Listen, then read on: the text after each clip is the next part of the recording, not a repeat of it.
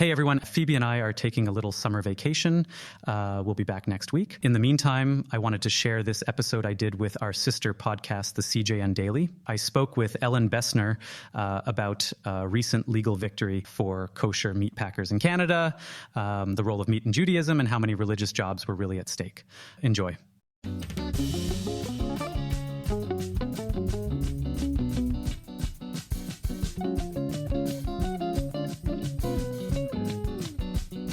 My expectation is that prices, as meat supply increases, that prices will normalize and be reduced. That's the voice of Shimon Koffler-Fogel. He's CEO of the Center for Israel and Jewish Affairs, speaking to us at the CJN Daily just hours after the Federal Court of Canada granted a reprieve to kosher meat production in this country. On Wednesday, a judge ordered the government agency, which regulates how cows are killed for food, to suspend enforcement of its new guidelines on shochetim, or Jewish ritual slaughter of meat. His ruling comes a little more than 2 weeks after hearings were held in a Montreal courtroom as the Jewish community took the government to court. Now, while people can argue about whether shochetim is more or less humane than what the government wants, the judge wasn't going to weigh in definitively on the science right now. He wrote those concerns aren't as important as what he called a real possibility of irreparable harm being done to the kosher meat industry in Canada and to the religious freedoms of Jewish Canadians to practice their faith. So he put all the new government guidelines on hold until the issue can be settled once and for all down the road in a new court case. Jewish leaders have hailed this injunction as a victory, and as you heard, Koffler-Fogel expects it'll mean good news for Canada's domestic kosher meat business again, which he'd said had been threatened with disappearing. But in the meantime, while the industry and Jewish leaders and the government figure out what happens next, the judge's nearly 50-page ruling deserves our attention today because it raises some important issues about the workings of Canada's kosher meat industry, about who benefits, about whether Jews have to eat meat, and why living a Jewish life costs so much. I think that to go and say that, well, we have to lower the prices so that we can go and enjoy, massive, charcuterie boards filled with meat so that we can stuff ourselves on Shabbat. I'm sorry, I'm not buying that argument, and it's not the responsibility of the government to go and ensure the prices are low so that you can have to have a lot of meat. So have a little. I can't date women right now because I'm too busy calling myself a piece of shit. I had a dysfunctional Jewish mother and I had a dysfunctional Native mother. I had 25 full years of utter struggle and failure. I started to realize the absurdity of my inability to let go of this monster of guilt. Sounds like fun, doesn't it? Hi, I'm Ralph Benrig. I'm the host of Not That Kind of Rabbi, where we look at people's spiritual journeys and take a little time for their self-reflection, and maybe yours. You can get it all at the cjn.ca/NTKR or wherever you get your podcasts. Less meat. I'm Ellen Bessner, and this is what Jewish Canada sounds like for Monday, July 29th, 2024. Welcome to the CJN Daily, a podcast of the Canadian Jewish News.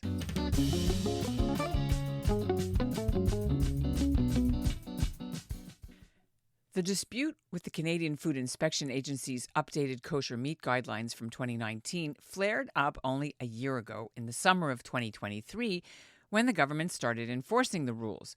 They never outlawed shochetim. It just gave the Jewish community a choice. Be like everyone else and use an electric bolt to stun the animal before you slit the throat so that it doesn't feel undue pain, which the rabbis say they can't do because it makes the meat not kosher, or bolt stun the animal after shochetim, which the rabbis agreed to do temporarily. Or, if you don't want to stun the animals at all, then you must wait for several minutes before the carcass can be hoisted on a pulley and the meat harvested. And in the meantime, you have to check the unconscious animal for 3 specific biological reflexes. Now, kosher meat producers argued all that extra waiting time and checking was making them lose money. One Quebec slaughterhouse stopped processing veal altogether. The others in Montreal were doing half the animals they used to.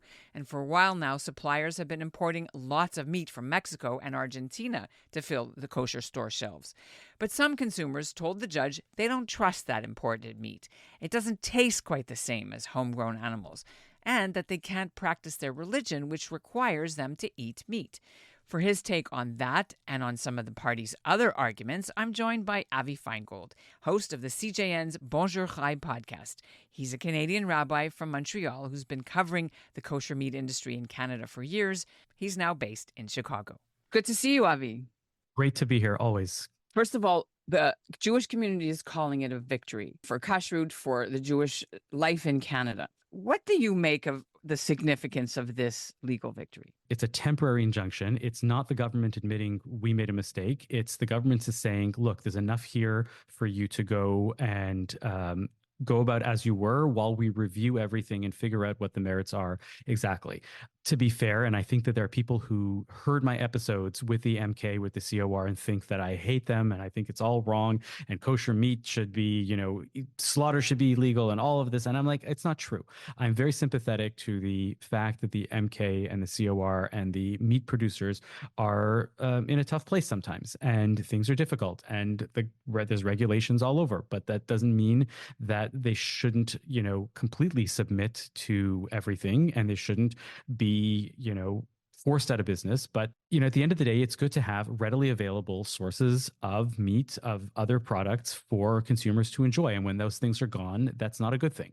When they talk in the ruling, you made the point about that it should be readily available for consumers. Let's say Jewish consumers. One of the points that the lawyers for the kosher community said was that this is key to having a sustainable Jewish community. In other words, if there's no readily available supply of Canadian kosher beef, people won't come and live, or they'll leave, or they won't make Canada a Jewish destination for the religious community.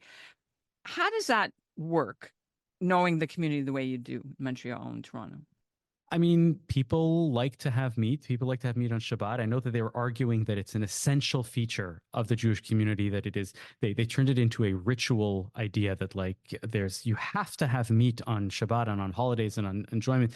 And they relying on a lot of different sources that talk about the essential nature of meat. There's a line in the rabbinic literature, Ein simcha ela bebasar v'yayin, right? There's no joy unless you have meat and wine.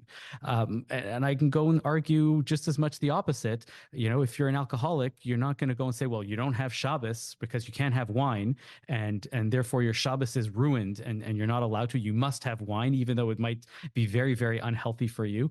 If you're vegetarian, if you're vegan, right, you don't have to have meat. In fact, the Mishnah Berurah goes and says, who's another one of a famous halachic decider in the early 20th century, late 19th century. And he says, if you don't have access to meat, that's okay. You can have a beautiful Shabbat meal in other ways as well. So to go and argue that it's essential, it's a nice thing to have a good piece of meat, and that people talk about the fact that this elevates your meal. And remember, these was times when meat was not always readily available. When you had a small amount of meat, it was a wonderful thing to have. And so you save it for Shabbos. But that doesn't mean that you essentially have to have this meat access all the time. If you have less meat, that's okay too. And if you don't have access to meat, that doesn't mean that your Shabbat is ruined, or your holidays or your simchas are ruined. The judge even accepted the argument that this is a way that the Jewish community practices its faith. So to go and say that it's a requirement, to go and say it's halachically mandated that one must have meat, that's preposterous, right? If you are a carnivore, if you do eat meat and you want to save some for Shabbos, yes, it's a nice thing to do. But to go and say, and again, I'm not arguing that everybody should be vegan. I eat meat on Shabbat. I eat meat during the week also sometimes. And to go and say that this is absolutely a must, it is mandated, you have to have this access to this meat, I don't buy that. I'm sorry. But communally, yes, socially, people do like to have meat on Shabbat, but I don't think that that's a legal argument. But again, I'm not a lawyer. I'm going to read paragraph 78 of the judge's ruling. They said the government says that the applicants have not established that this veal must be produced in Canada religiously. In other words, if it's from Mexico or Argentina, then somehow you're violating the rules. This is what the judge wrote in his thinking. So he kind of bought that argument that they have to have it, but he wasn't so sure where it had to come from. I don't like that the government's being put in a position to make decisions based on halacha, right? There are definitely people that would disagree with this position, and with the government saying that you can get your meat from anywhere. They're 100% right. They're importing meat from a variety of sources, and they can import meat from a variety of sources. If you've heard my episodes with the MK, you know that they're arguing that Montreal has this requirement that meat has to be slaughtered by Montreal shochetim, but they're sending shochetim everywhere around the world. They're sending them to Mexico. They're sending them elsewhere, and they're shechting that meat. They're slaughtering that meat in a way that is acceptable to them wherever they might be. So to go and say that you have to do this in Montreal, go do it somewhere else. Having said that, the judge really took a lot of time in his decision on the impact on jobs for the Jewish shochetim, the ritual slaughters, and the bodkim, who are the checkers, I guess, and then the people who take the meat apart and what have you. And specifically one rabbi, Avraham Bannon, who was the expert shochet that was part of the community's case, that he's saying he lost half his work income since these new guidelines were implemented in 2023 because production is way down. And the judge accepted the argument that in restricting his work, you're restricting his freedom of religion under the Charter of Rights. I tried to get the numbers on how many people actually work in this industry in Canada. And CJA told me there are 70 shochetim, mostly for chicken. Mm-hmm. And there are Rabbi Emmanuel of MK Montreal said that for specific meat, it's 10 people that this impacts directly on their livelihood when there's a slowdown in production, because they talked about beef down about 55% in terms of production and veal down 90% since these new rules came in. So what do you make of the fact about the economic argument that this impacts Jewish people's economic livelihood versus they're practicing their faith? If the government goes and mandates, just as an example, right, that everybody has to recycle, can somebody go bring a suit to the government and say, listen, I'm a trash collector, and all of a sudden my job is being eliminated because everybody's recycling and nobody's throwing out trash? Right? It's not the government's job to go and say to you, listen, I have to provide you a job because we've mandated something new. You can go and get retrained. You can go do something else. Nobody's forcing you. It's not like because you're a shochet, right? You can't be a good Jew because there's no more animals to chef. It's not your religious belief that you have to slaughter an animal. It's your religious belief that you have to believe in God and you have to do the commandments, right? That's your job that you got trained as. I'm sorry that you trained in a field where the market is down right now. And people are eating less meat, not just kosher meat, but in general, people are eating a lot less meat for health reasons and climate change too. This Rabbi Bannon felt that his religious service to the community, this was a calling that he trained for, and that every time he does his job, he's being a religious leader. And even though the charter doesn't guarantee his livelihood to do a particular job, it's the fact that he can't carry out his religious beliefs, which do violate the charter. So that's the argument that the rabbis were saying, and that the judge had to rule on. This is what the applicants were saying. Right. That's not the government's responsibility to go and say, well, you have a training that you can go serve God in many, many ways. What do you feel about this argument that the prices for consumers make it inaccessible to Jewish people who want to practice their faith? Meat prices are going up everywhere. It's a market economy. And if you want to know what meat is expensive, go to Vancouver. Have you spoken to anybody from Vancouver? The meat prices, because there is nobody slaughtering on the left side of Canada, and they're importing it all from Montreal and Toronto themselves. The meat prices are double or triple what it is in Montreal and Toronto. And people are buying meat. They're just buying a little less of it. And, they're making do, and they're saying there's other things I can put on my plate. I currently live in Chicago right now. Chicago happens to have, on a regular basis, in the kosher grocery store, meat that is labeled Montreal Kosher Shechita meat. And it is cheaper than buying it in Montreal. And this is after they have to import it into a different country and transport it all the way here.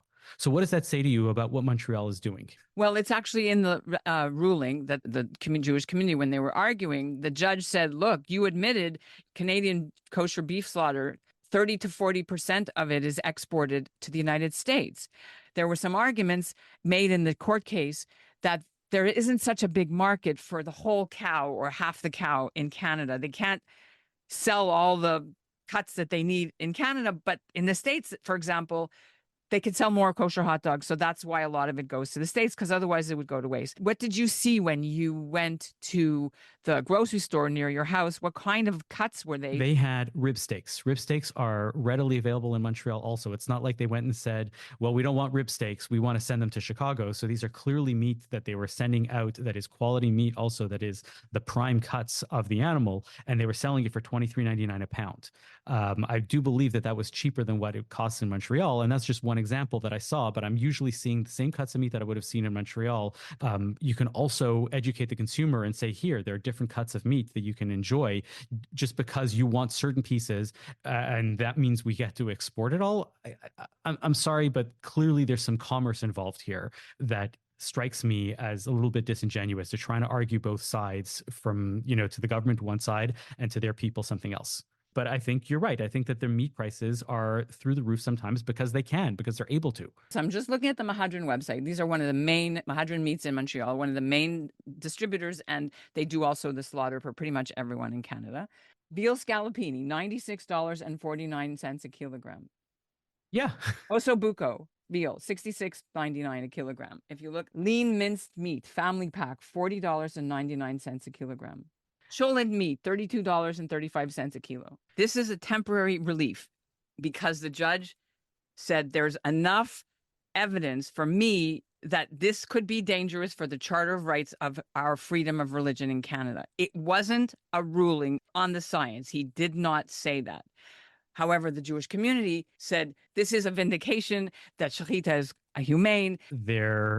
All of the discussion on the merits, that there might be merit and we want to have a full review of it, was on all of the extra shechita related issues at hand, namely the Sabbath issue, the job issue, and the importation, the exporting. All of these things were factors. No discussion was made. There was no discussion related to the humaneness of shechita was in question at all.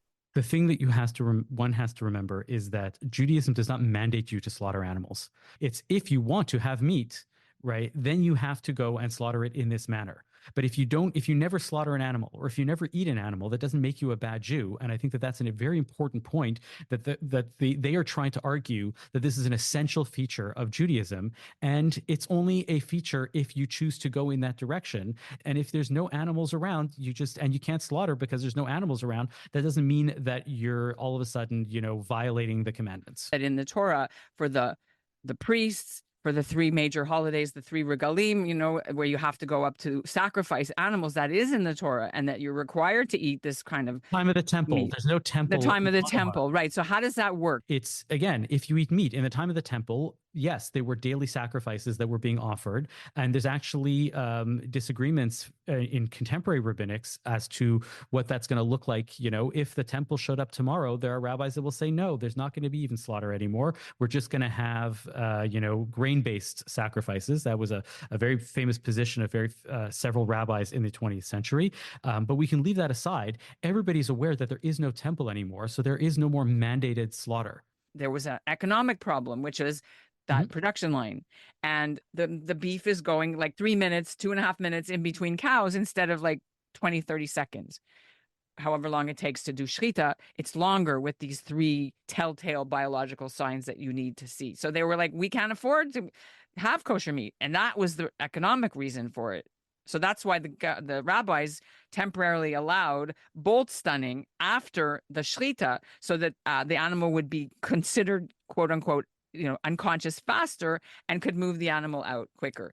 That's the reason they temporarily allowed. What the government wants all meat producers to do is bolt stun, except they want it done before, and Kashruth, from what I understand, doesn't allow it. I can say that if they're allowing it now, then clearly it's not Kashruth doesn't allow it. They have found a halachic loophole that allows it in some way, and if they find a halachic loophole that allows it in some way, they should be able to find a loophole to extend it beyond that. They're not going to serve meat that they don't consider to be acceptable halachically just because they're in this position right now. They'll go and say either we send all the meat to be imported into Canada, or they'll go and say that that's what it takes, is we have to do this. Or if they choose to wait the time, then it's not the government's problem to go and do that. At the end of the day, let's be honest, selling meat is a commerce, right? It's a business.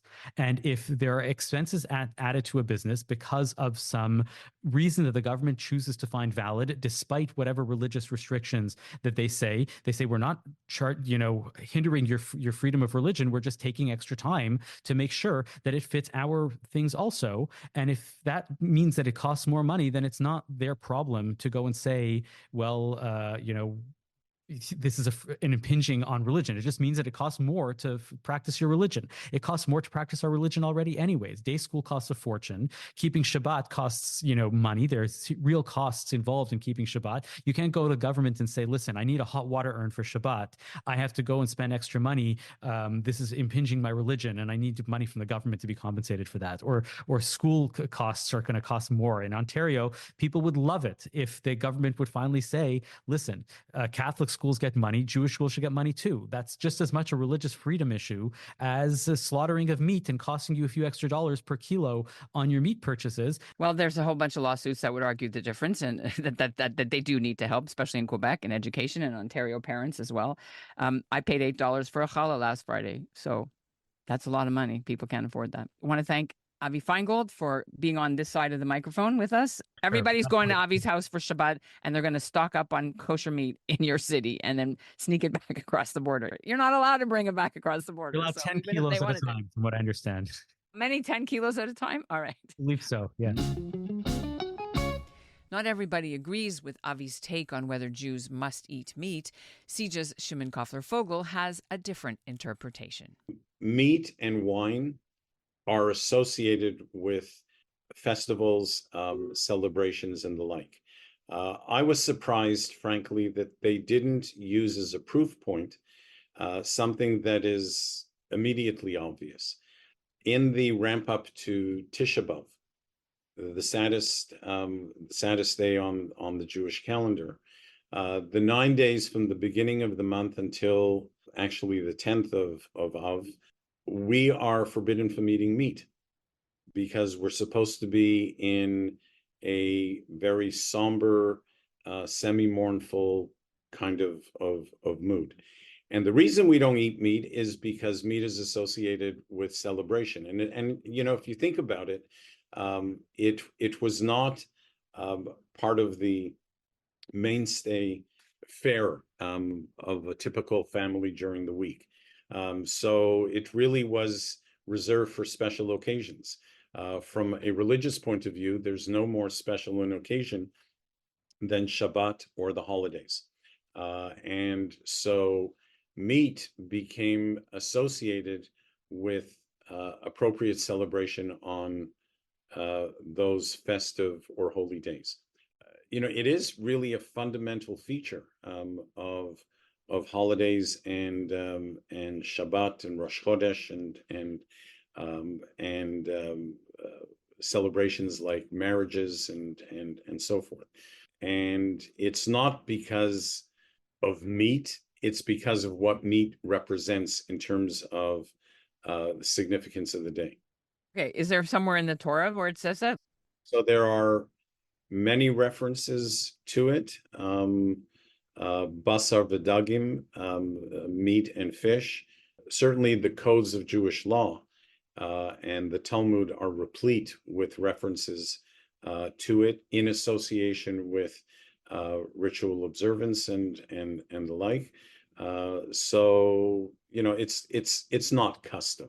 It's and even if you think about it, back in temple times, the significant sacrifices that were undertaken in association with the pilgrimage festivals, Rosh Chodesh, Shabbat, and the like, were all meat sacrifices that weren't burnt up, they were consumed. So, of course, the quintessential is the Paschal Lamb, and people were obligated to eat it on Passover.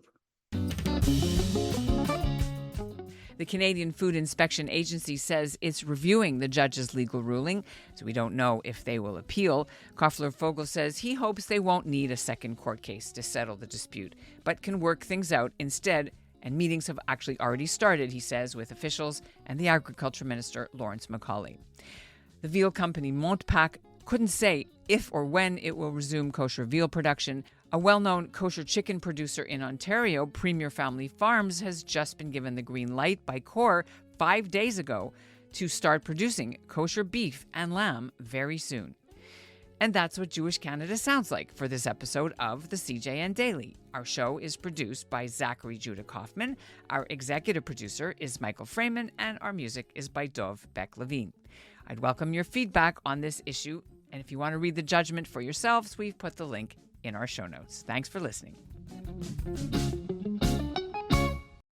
Y'all remember that joke from Airplane? The old lady asked for some light reading. How about this leaflet, famous Jewish sports legends? But in actuality, that's changing. Jews are crushing it in sports around the world, and we are here to celebrate them. Sandy Koufax gets his 10th strikeout. Zach Hyman, his first career hat trick. 41 points for Diddy Avdia. It's Sue Bird's building. I'm Gabe. And I'm Jamie. We love Jews and we love sports, but most of all, we love kvelling over Jews in sports. Together we host Menschwarmers, the longest-running Jewish sports podcast in the world. Listen and subscribe at thecjn.ca and wherever you find your podcasts.